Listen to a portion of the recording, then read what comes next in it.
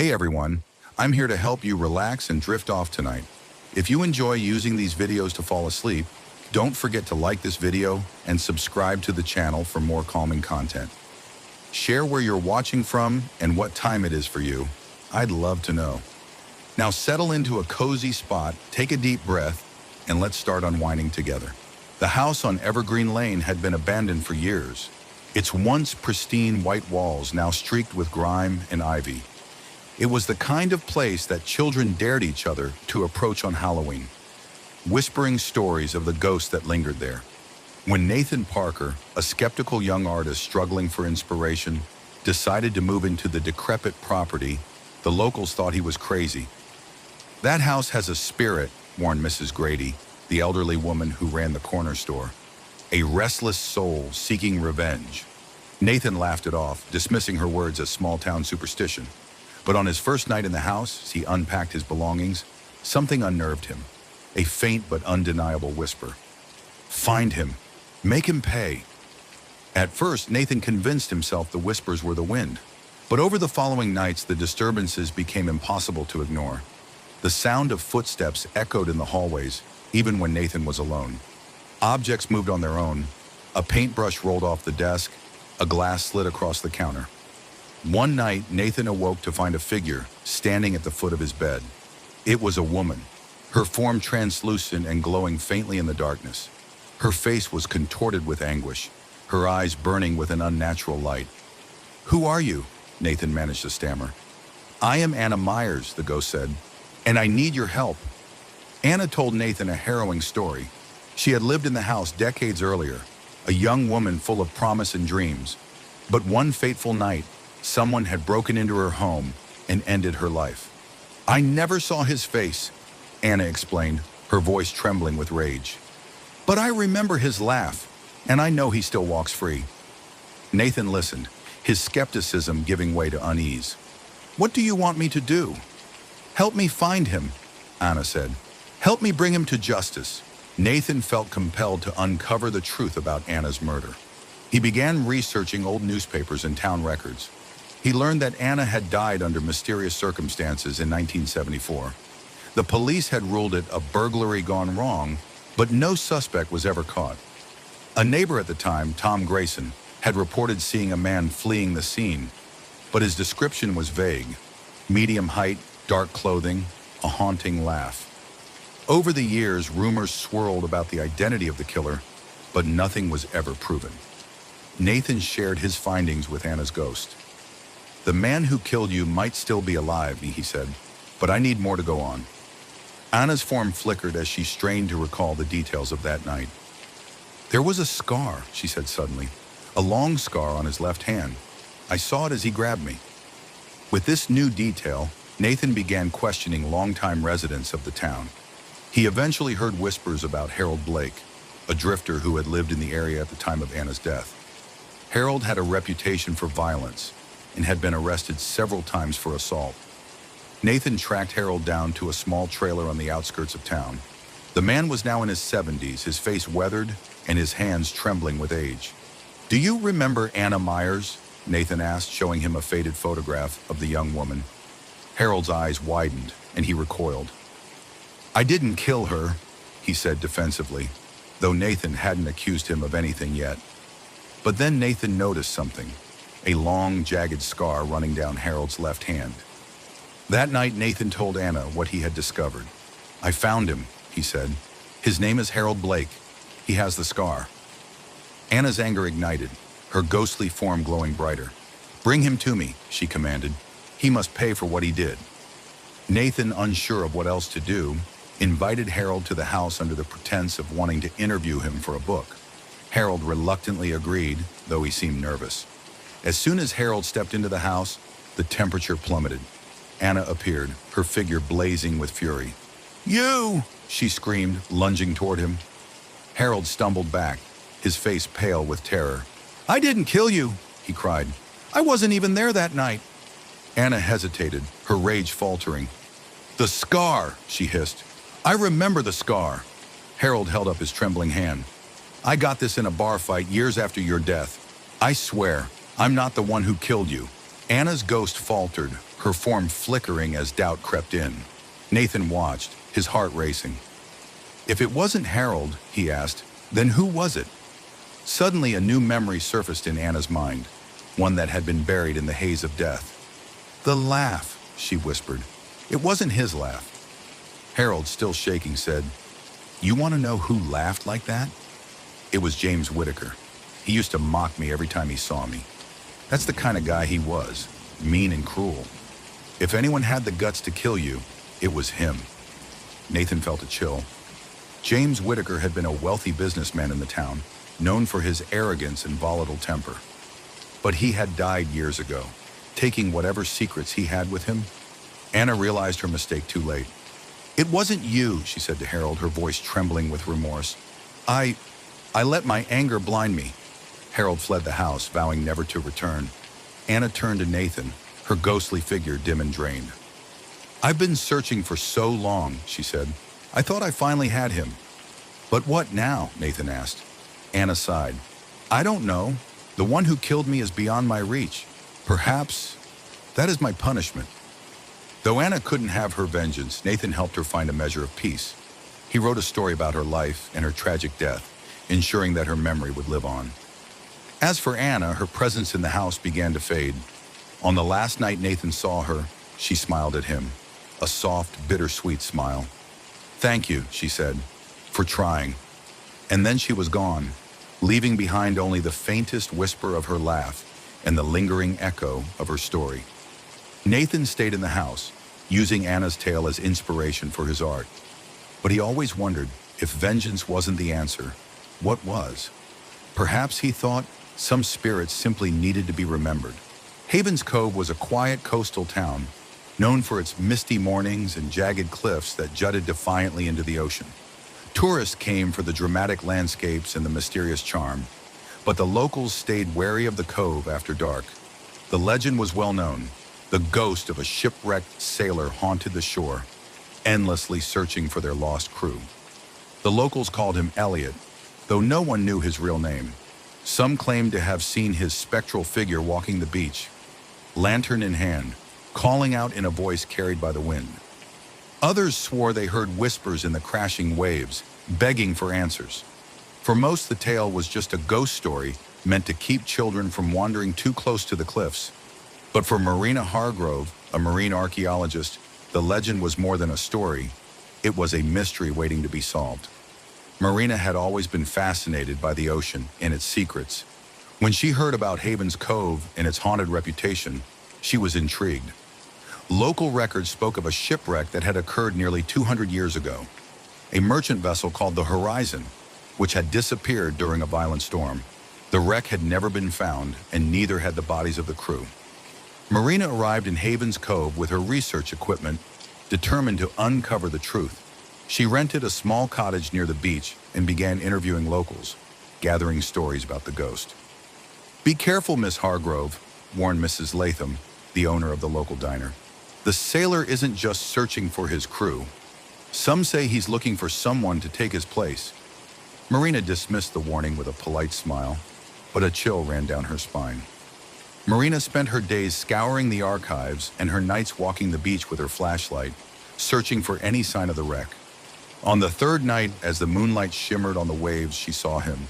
A figure stood near the water's edge, his silhouette illuminated by a flickering lantern. He wore tattered clothing, the kind a sailor might have worn in the 19th century. His face was pale, almost translucent, with hollow eyes that seemed to pierce through the darkness.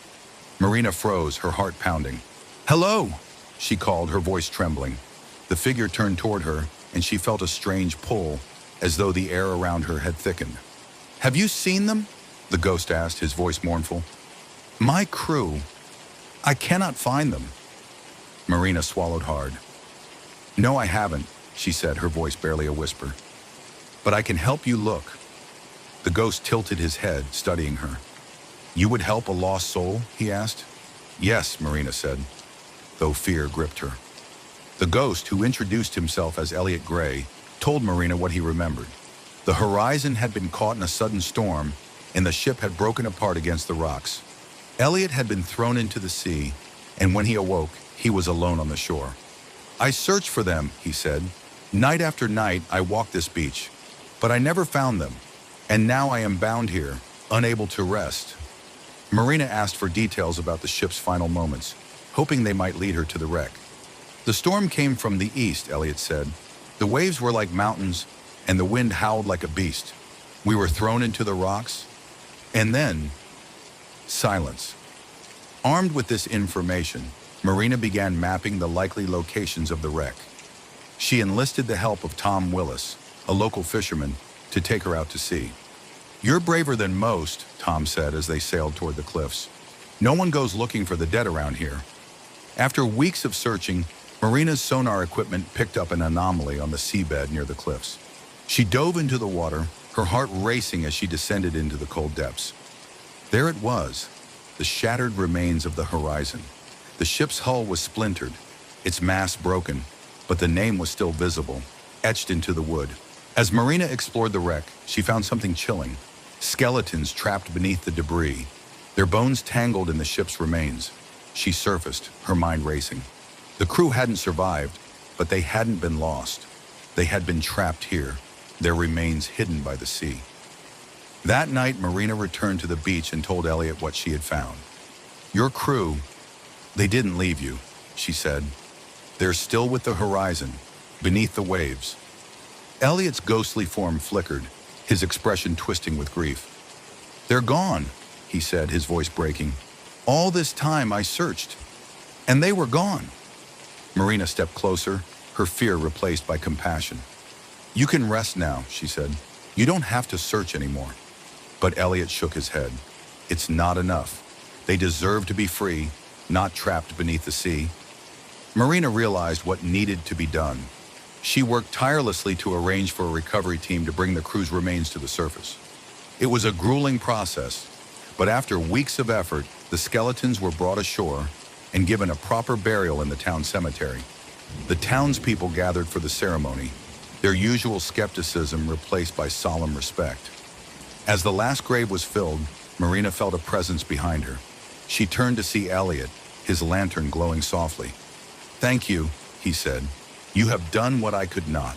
My crew can rest, and so can I. Marina felt tears well in her eyes. Will you be at peace now? She asked. Elliot nodded. Yes, and I will remember your kindness.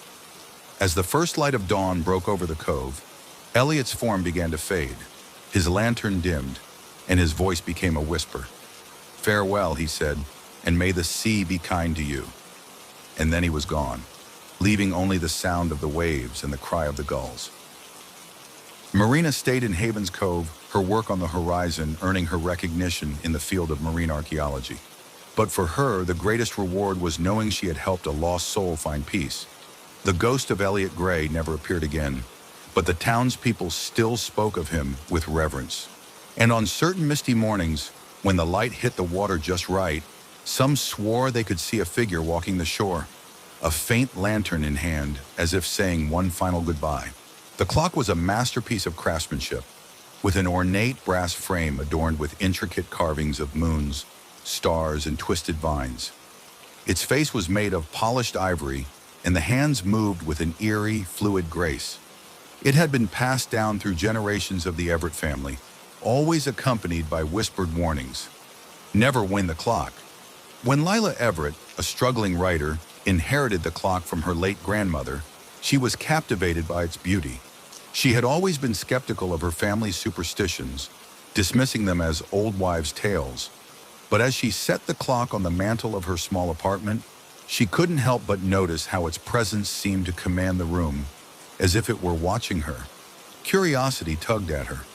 Why would something so exquisite come with such a strange warning? It was a rainy evening when Lila finally gave in to temptation. Her writing had been stagnant for weeks, and the constant ticking of the clock felt like a taunt. Desperate for inspiration and a distraction, she decided to wind it. As she turned the brass key, the clock emitted a low, resonant chime that seemed to ripple through the air. The sound was oddly hypnotic, and for a moment, Lila felt as though time itself had paused. When the chime faded, the clock began to tick in a slower, heavier rhythm. That night, strange things began to happen. Lila awoke to the sound of breaking glass. She rushed into the kitchen to find her favorite mug shattered on the floor, though she was certain she had left it on the counter. The air felt colder, and shadows seemed to stretch unnaturally across the walls. Over the next few days, the misfortunes escalated.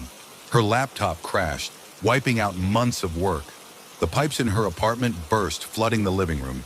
And everywhere she turned, the ticking of the clock seemed louder, more insistent, as if mocking her. Lila began to feel paranoid, sensing an unseen presence in her home. At night, she dreamt of twisted, shadowy figures reaching for her, their voices whispering incomprehensible words. Desperate for answers, Lila turned to her family's history. She dug through old letters and journals, searching for any mention of the clock. What she found chilled her to the bone.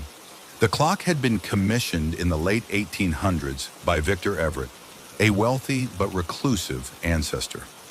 According to family lore, Victor had struck a deal with a mysterious clockmaker named Emile Voss, who was rumored to dabble in dark arts. Victor's journal revealed his obsession with immortality and his belief that the clock could grant him power over time itself. But there was a price. The clock was cursed to bring misfortune to anyone who disturbed it. Victor himself had died under mysterious circumstances shortly after winding it for the first time, and every subsequent owner who dared to wind the clock had met a similar fate. Terrified, Lila sought out a local historian, Dr. Evelyn Hartwell, who specialized in occult artifacts. Dr. Hartwell was intrigued by Lila's story and agreed to examine the clock. When Evelyn arrived at Lila's apartment, she immediately sensed the clock's malevolent aura. "This isn't just an object," Evelyn said. "It's a conduit. Something is tied to it, something that feeds on the chaos it creates." Evelyn advised Lila to destroy the clock, but Lila hesitated. Despite its sinister nature, the clock seemed to exert a strange pull on her, as if it didn't want to be destroyed.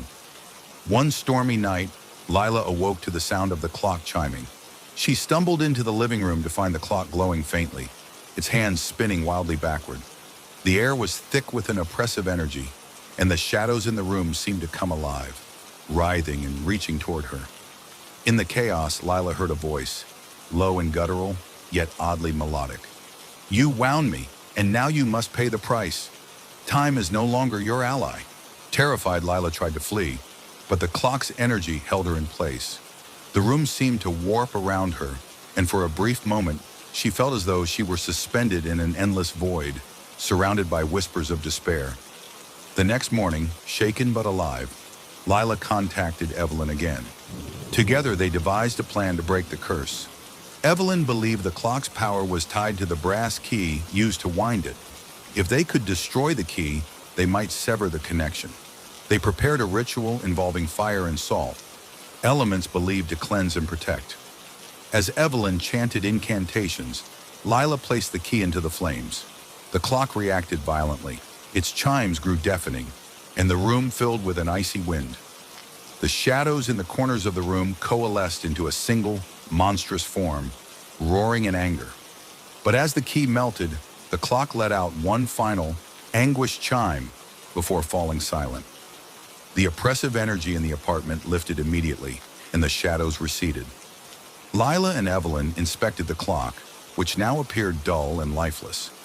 Its intricate carvings seemed to have faded, and the ticking had stopped for good. Though the curse was broken, Lila couldn't shake the feeling that she had narrowly escaped a terrible fate. She donated the clock to a museum, along with a detailed account of its history and curse, hoping to warn others. Months later, the museum's curator decided to display the clock as part of an exhibit on cursed objects. Despite the warnings, a visitor couldn't resist the urge to wind it. As the clock chimed, the shadows in the museum began to stir, and somewhere in the distance, a low, guttural voice whispered. At the edge of a quiet cobblestone street in the sleepy town of Ravenswood stood an unassuming shop with a faded wooden sign that read, "Elliot and Sons Rare Books." The storefront was quaint, with ivy creeping up its stone walls and dusty windows that obscured the treasures within. Locals rarely entered the shop, speaking of odd occurrences and eerie feelings that lingered long after stepping inside. To Margot Wells, a lover of books and seeker of forgotten stories, the shop was irresistible. She had heard the rumors, stories of books whispering to themselves, of ghostly figures flickering in the corner of one's eye. But she dismissed them as small-town folklore. On a rainy afternoon, curiosity got the better of her, and she stepped through the creaking door. The interior of Elliot and Sons was dimly lit, the scent of aged paper and leather binding filling the air. Shelves stretched impossibly high, crammed with books that seemed older than the building itself. A bell jingled as the door shut behind her, and from somewhere in the shadows, a voice called out, "Welcome, dear customer." Margot turned to see an elderly man with piercing blue eyes and a kind but peculiar smile. He was dressed in a faded suit, his silver hair neatly combed. "I'm Elliot," he said, bowing slightly. "How may I assist you?" "I'm just browsing," Margot replied, her voice echoing softly in the vast space. "Take your time," he said, his eyes twinkling, "but choose wisely. Each book here carries a story far greater than the words on its pages." Margot wandered the aisles, running her fingers along the spines of the books. She paused at a shelf marked Unsolved Mysteries and pulled out a small leather-bound volume titled The House of Endless Doors. The moment she opened it, the air around her seemed to shift. She found herself staring not at words but at a moving image of a grand, decrepit mansion. The scene drew her in, and she could hear faint footsteps echoing through the halls. Startled, she snapped the book shut. Elliot appeared beside her, seemingly out of nowhere. "Ah, that one," he said, his tone wistful. "A cautionary tale. The previous owner found themselves lost within its pages for years. Be careful not to linger too long." Margot chuckled nervously, placing the book back on the shelf. As Margot ventured deeper into the shop, she began to notice peculiar things. Books seemed to hum with energy, their spines vibrating faintly when she passed. Whispers drifted through the air, too soft to discern yet undeniably present. One book fell from a shelf and landed at her feet. Its title read, Voices from the Veil. Intrigued, she picked it up and opened to a random page. Immediately, a cold breeze swept through the shop and she heard a distinct voice whisper, "Help me." Margot's heart raced as she looked around, but she saw no one. Closing the book, she hurried to find Elliot. "Every book in this shop is haunted," Elliot explained when Margot recounted her experience. "But not in the way you might think. Each one carries the essence of its previous owner, their memories, and sometimes their unfinished stories." Margot stared at him in disbelief. "You mean they're alive?" "In a manner of speaking," he said. "These books are vessels, preserving the souls of those who couldn't let go. Some seek closure, others vengeance, and a few simply wish to be remembered." "Why would anyone want such a thing?" Margot asked. Elliot's smile faded. "Not all chose this fate willingly, and not all who enter this shop leave unchanged." Despite her unease, Margot couldn't resist the pull of the shop. She found herself drawn to a book on a pedestal in the center of the room. Unlike the others, it was pristine, with a gilded cover and an ornate lock. A small card beside it read, "To the one who seeks the truth." Elliot appeared at her side. "That one is special," he said. "It chooses its reader, and once opened, it cannot be unread." Margot hesitated, but her curiosity overpowered her fear. She reached out and touched the book. The lock clicked open, and the pages began to turn on their own, revealing a story that felt eerily familiar. It was her life. Every detail, from her childhood memories to her current struggles, was written on the pages. And then it went further, revealing events that hadn't yet occurred. One passage caught her eye. Margot stepped into the shadows of the bookshop, never to return. Panic set in as Margot slammed the book shut. "What does this mean?" she demanded. "It means the shop has claimed you," Elliot said, his voice heavy with sorrow. "You've bonded with the book. If you don't finish its story, you'll be trapped here, like so many before you." "Finish the story? How?" "By finding the truth it speaks of," Elliot said. "But beware, this truth is not always kind." Determined to escape, Margot delved deeper into the shop, guided by the book. It led her to hidden rooms and forgotten aisles, each filled with books that whispered fragments of a larger mystery. She learned that Elliot and Sons was no ordinary bookshop. It was a nexus between worlds, a place where the living and the dead intersected. Elliot himself was bound to the shop, having been its keeper for over a century. He had once been a writer, lured in by the promise of eternal inspiration, only to find himself imprisoned by the very stories he sought to tell. Margot realized that the only way to free herself and Elliot was to destroy the book that had chosen her. But the shop fought back, its walls closing in as the books wailed in protest. Shadows swirled around her, and ghostly hands tried to pull her into the shelves. With every ounce of courage, Margot hurled the book into the fireplace. Flames roared to life, consuming the book as the shop trembled. The whispers faded, the shadows retreated, and the air grew still. Elliot stood beside her, his form shimmering. "You've done it," he said, his voice filled with both relief and sadness. "The curse is broken. The shop will fade, and so will I." As dawn broke, Elliot and Son's rare books vanished, leaving behind only an empty lot. Margot stood there, clutching a single blank notebook that had appeared in her hands. On its first page were the words, "Margot returned home, forever changed." She became a celebrated author, her books filled with stories that hinted at her time in the haunted bookshop. But she never forgot Elliot, or the lessons she learned in the shop where every book carried a soul.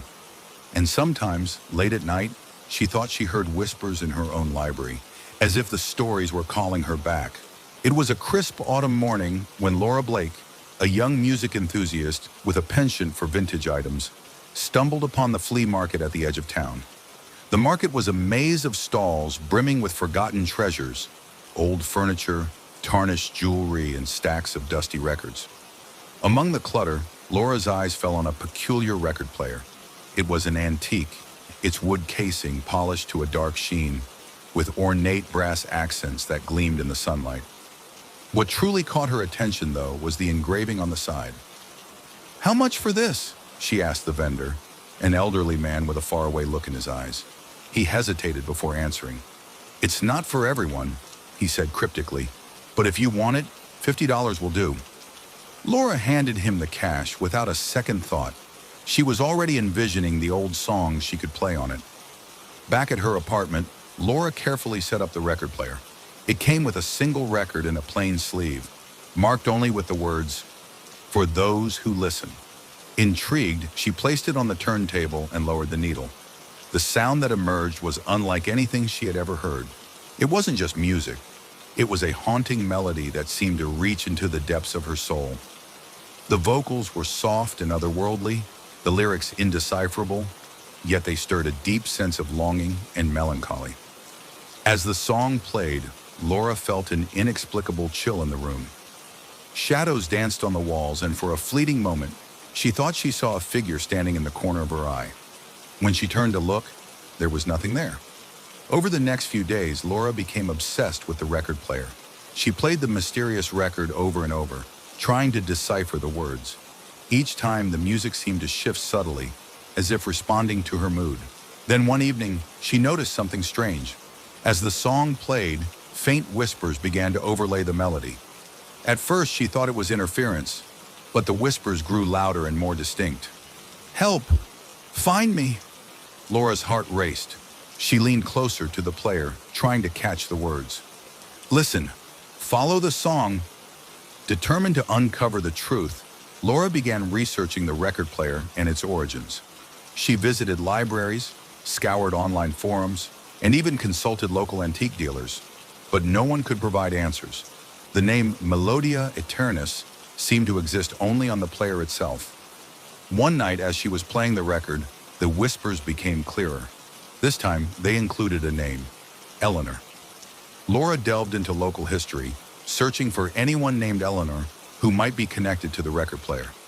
She finally discovered an article from 1952 about a woman named Eleanor Gray, a talented musician who had mysteriously disappeared after performing at a local theater. The article mentioned that Eleanor was known for her hauntingly beautiful compositions, which some claim could touch the spirit world. Laura visited the old theater, now abandoned and in disrepair. She brought the record player with her, hoping it might reveal more in the place where Eleanor had last performed. Inside the theater, the air was thick with dust and silence. Laura set up the player on the stage and placed the record. As the music filled the empty hall, the whispers returned, louder and more urgent. "Help me! Find my voice!" Suddenly the room grew cold, and Laura saw a figure materialize near the edge of the stage. It was a woman in a vintage dress, her face pale and sorrowful. "Eleanor?" Laura whispered. The figure nodded, her translucent form shimmering as she pointed to a broken piano in the corner of the stage. Laura approached the piano, her heart pounding. Inside its hollow body, she found a second record wrapped in yellowed sheet music. The title read, Eleanor's Lament. When Laura placed the new record on the player, the music was different. It was mournful yet powerful, a song filled with longing and despair. As it played, Eleanor's ghost became clearer, her form solidifying. Through the whispers, Laura pieced together the story. Eleanor had been betrayed by a rival musician who stole her compositions and left her to die in obscurity. Her spirit had been bound to the record player, her voice trapped in the music she loved. The whispers guided Laura to one final task: perform the song live. The only way to free Eleanor was to let her music be heard by an audience once more. Laura organized a small concert at the theater, inviting friends and local musicians. She played Eleanor's record on the stage, and as the haunting melody filled the hall, a strange energy enveloped the room. Eleanor's spirit appeared, her presence visible to all. As the song reached its climax, she smiled, a look of peace replacing her sorrow. When the music ended, Eleanor's form dissolved into a cascade of light. The record player emitted a soft chime, and the air felt lighter, as if the theater itself had been cleansed. After that night, the record player stopped playing the mysterious songs.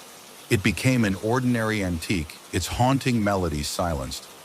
Laura kept it as a reminder of her strange journey and the power of music to connect the living and the dead. But sometimes, late at night, she would hear faint notes drifting through her apartment, a reminder that Eleanor's spirit had finally found peace.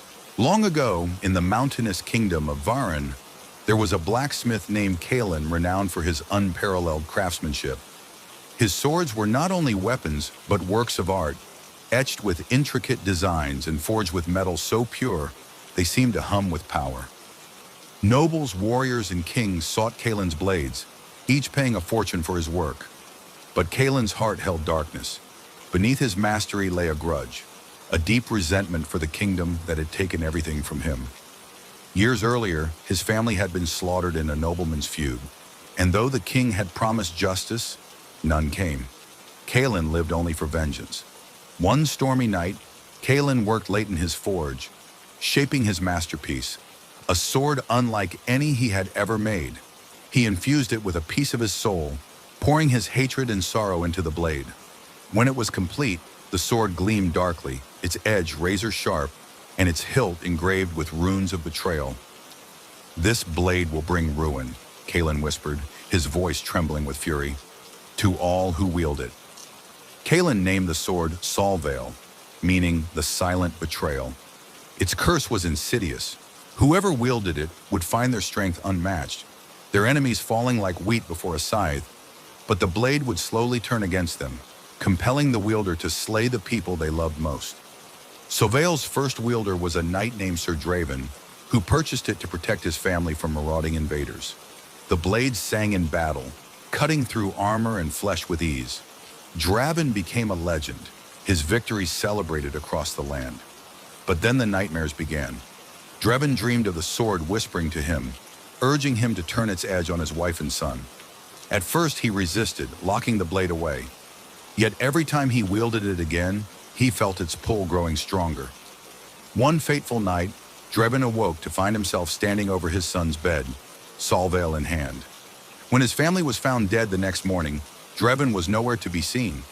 Over the centuries, Solvale passed from hand to hand.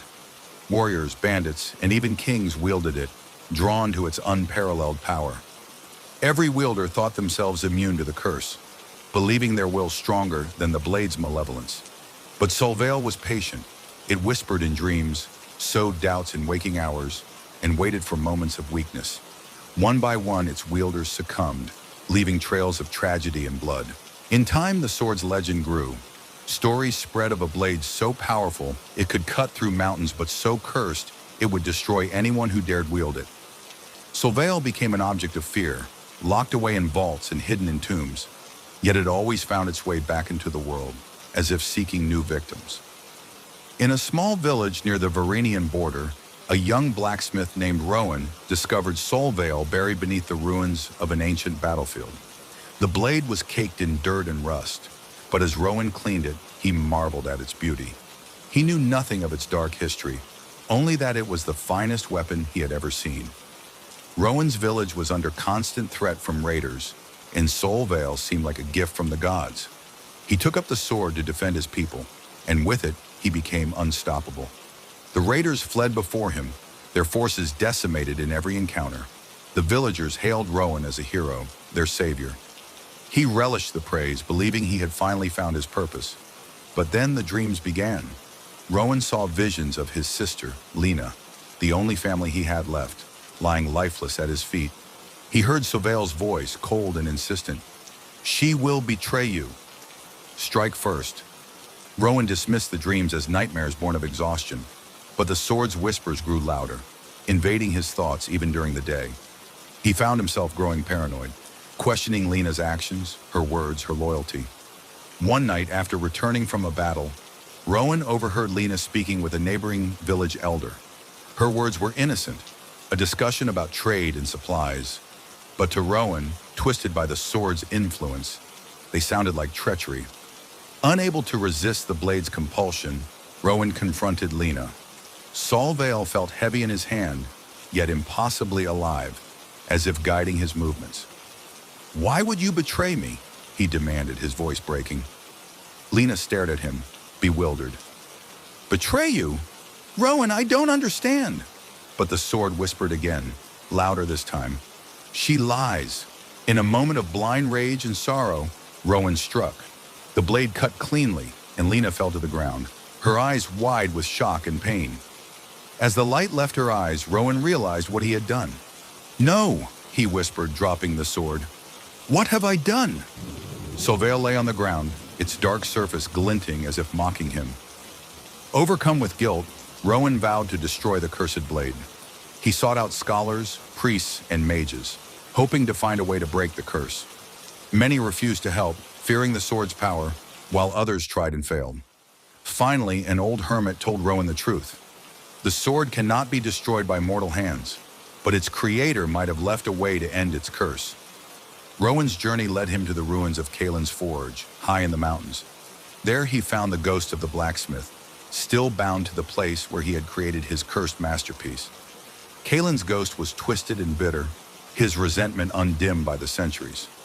"You think you can undo what I've done?" he sneered. "This blade is my vengeance, my legacy." Rowan pleaded with Kalen, telling him of the countless lives destroyed by Solvale, of the loved ones lost, including his own sister. For a moment, Kalen faltered, the weight of his actions flickering across his spectral face. "If you truly wish to end the curse," Kalen said, "then offer the blade the one thing it craves most, the soul of its wielder." Rowan understood what he had to do. He took up Solvale one last time and drove it into his own heart. As the blade pierced him, he felt its power surge, its whispers silenced at last. Kalen's ghost faded, his soul finally at peace. Solvale shattered, its pieces scattering into the wind, never to harm another. Rowan's sacrifice was not in vain. His village remembered him as a hero, and the legend of Solvale became a cautionary tale, a story of love, betrayal, and redemption. But some say on quiet nights you can still hear the faint hum of the shattered blade, a reminder of the price of vengeance. The story began in the quiet town of Hollow Springs, where antiques and heirlooms often carried whispered rumors of curses. Among its residents was Eleanor Hayes, a reserved librarian with a passion for history. When her estranged uncle, Victor Hayes, passed away, Eleanor was surprised to learn he had left her a peculiar item in his will, a pocket watch with an ominous reputation. Victor had been a reclusive man, known for his fascination with the macabre. He claimed the watch was cursed, but few took him seriously. Eleanor dismissed such superstitions, viewing the pocket watch as nothing more than an intriguing relic. The watch itself was exquisite, its brass casing polished to a soft gleam, with intricate engravings of skulls and roses along its edge. When Eleanor flipped it open, she found two clock faces inside. The first was an ordinary timepiece, its hands ticking away the current time. The second face, however, bore a smaller set of hands accompanied by a date. That second face didn't tell the current time. It told something far more chilling. The watch sat on Eleanor's desk for weeks, untouched save for an occasional glance. She considered it nothing more than a bizarre heirloom until one fateful day when her best friend Margaret visited her home. Margaret noticed the pocket watch and picked it up with curiosity. "This is gorgeous," she remarked, flipping it open. Her cheerful demeanor faltered when she saw the second clock face. "What's this other time for?" Margaret asked. Eleanor shrugged. "I don't know. Some kind of quirky design, maybe."